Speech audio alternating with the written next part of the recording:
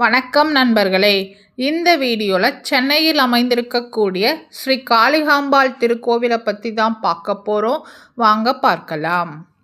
சென்னையின் ஆன்மீக அடையாளங்கள் என்று சொன்னால் கபாலீஸ்வரர் கோவில், பார்த்தசாரதி கோவில், திருவொற்றீசர் கோவில் ஆகியவற்றை தவிர்க்க முடியாதோ அதே போன்று முக்கியத்துவம் வாய்ந்த ஒரு ஆலயம்தான் காளிகாம்பாள் திருக்கோவில். சென்னை மக்களின் பலரின் குலதெய்வமாக விளங்கும் இந்த அன்னையின் ஆலயம் பழமையும் பெருமையும் வாய்ந்தது.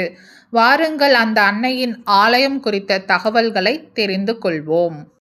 ஆதியில் மீனவ மக்களின் காவல் தெய்வமாக இருந்தால் இந்த அன்னை. நெய்தல் நில காமாட்சியாக பரதவர்களுக்கு திசை காட்டும் தேவியாக அன்னை திகழ்ந்தாள். அப்போது அவர்கள் காளிகா தேவிக்கு செந்தூரம் சாற்றி வழிபட்டனர் என்கிறது தல வரலாறு. இப்போதும் இந்த தலத்துக்கு வந்து காளிகா தேவிக்கு மஞ்சளால் அபிஷேகம் செய்து அதை பிரசாதமாக பெற்று பயன்படுத்தி வந்தால் வெம்மை நோய் தணியும். திருமணமாகாதவர்களுக்கு திருமண வரமும், குழந்தை பாக்கியம் வேண்டுபவர்களுக்கு குழந்தை பாக்கியமும் கிடைக்கும் என்பது நம்பிக்கை. சென்னையில் பாரிமுனை தெருவில் அமைந்திருக்கிறது ஸ்ரீ காளிகாம்பாள் சமேத ஸ்ரீ கமடேஸ்வரர் ஆலயம். இங்கே தேவிக்கே சிறப்பு.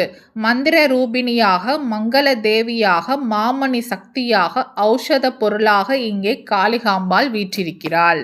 ஆதி பீட பரமேஸ்வரி என்று போற்றப்படும் காளிகாம்பாளின் இரு திருக்கண்களும் திருமகளும் சரஸ்வதியும் உறையும் திருவிடம் என்று போற்றப்படுகின்றன. இதனால் காளிகாம்பாளை தரிசிப்பவர்களுக்கு செல்வமும் ஞானமும் கிடைக்கும் என்பது நம்பிக்கை. ஆதியில் சென்னம்மாள் என்று வணங்கப்பட்ட இந்த தேவியின் பெயராலேயே இப்பகுதி உருவானது என்றும் சொல்கிறார்கள். விஜயநகர அரசர்கள் ஆட்சியில் போற்றி கொண்டாடப்பட்ட இந்த காளியே சென்னப்ப நாயக்கருக்கும் குலதேவி ஆனாள். இந்த ஆலயத்தின் தலவிருட்சமாக மாமரம் உள்ளது. இங்குள்ள தீர்த்தம் வங்கக்கடல் தீர்த்தம்.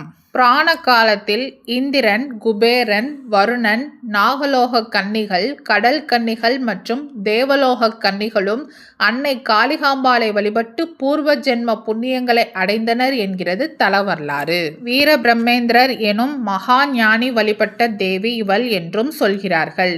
இங்கே பிரதிஷ்டை செய்யப்பட்டிருக்கும் மகாமேரு மாபெரும் சக்தி கொண்டது. இங்கு வந்து வழிபட்டாலே தோல்விகள் விலகி வெற்றிகள் கைகூடும் என்பது நம்பிக்கை.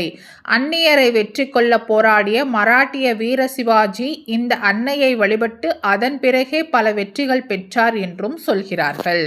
கருவறையில் காளிகாம்பாள் திருக்கரங்களில் பாசம், அங்குசம், நீலோற்பலம் ஏந்தியும் வரதமுத்திரை காட்டியபடி அர்த்த பத்மாசனத்தில் மேற்கு பார்த்து எழுந்தருளி இருக்கிறாள்.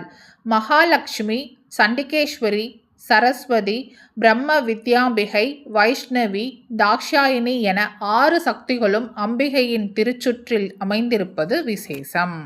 அம்மனின் திருப்பாதத்தை நோக்கி அர்த்தமேரு சக்கரம் அமைந்துள்ளது. ஆதிசங்கரர் மனமுவந்து அமைத்த ஸ்ரீ சக்கரம் பிரதிஷ்டை செய்யப்பட்டிருப்பதால் இந்த தலத்தில் வேண்டுவன அனைத்தும் குறைவின்றி நடைபெறும் என்பது நம்பிக்கை.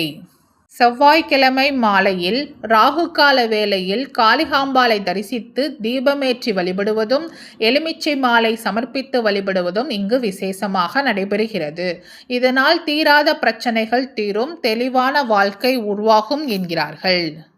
குறிப்பாக வைகாசி பிரம்மோற்சவ தினங்களில் அன்னை காளிகாம்பாளை தரிசித்தால் வெம்மை நோய்கள் யாவும் தீரும். காளி என்றால் வேண்டியவை யாவும் தருபவள் என்று அர்த்தம். காளிகாம்பாள் கோவில் சுற்றுப்பிரகாரத்தில் பிரம்மாண்டமாக அமைந்திருக்கும் பிரத்யங்கரா தேவி துடியான சக்தி கொண்டவள். இவளை வேண்டிக் கொண்டு புனித ரட்சையை கட்டிக்கொண்டால் உங்களை வாட்டும் கவலைகள், அச்சங்கள் யாவும் ஓடும், தீமைகள் யாவும் வீழும். ஏதோ ஒருவித அச்சத்தால் பயந்து கொண்டிருப்பவர்கள் இவள் சந்நிதிக்கு வந்து தரிசித்தாலே தேவையற்ற அச்சமும் குழப்பமும் தீரும் என்கிறார்கள். இங்கு மேற்கு நோக்கிய நிலையில் உள்ள அனுமனை வழிபட்டால் நினைத்த காரியம் கைகூடும் என்பது நம்பிக்கை. வாய்ப்பிருக்கும் அன்பர்கள் ஒருமுறை காளிகாம்பாள் கோவிலுக்கு சென்று அன்னையையும் அருள் தரும் கமடேஸ்வரரையும் தரிசித்து வாருங்கள். வாழ்க்கையில் மிகப்பெரிய நல்மாற்றங்கள் உண்டாவதை காண்பீர்கள். இந்த வீடியோ உங்களுக்கு பிடிச்சிருந்தால் லைக் பண்ணுங்க, ஷேர் பண்ணுங்க, சப்ஸ்கிரைப் பண்ணுங்க. மறக்காம அடுத்து எந்த கோவிலை பற்றி பார்க்கலான்றதை கமெண்ட்ல சொல்லுங்க. நன்றி மக்களே.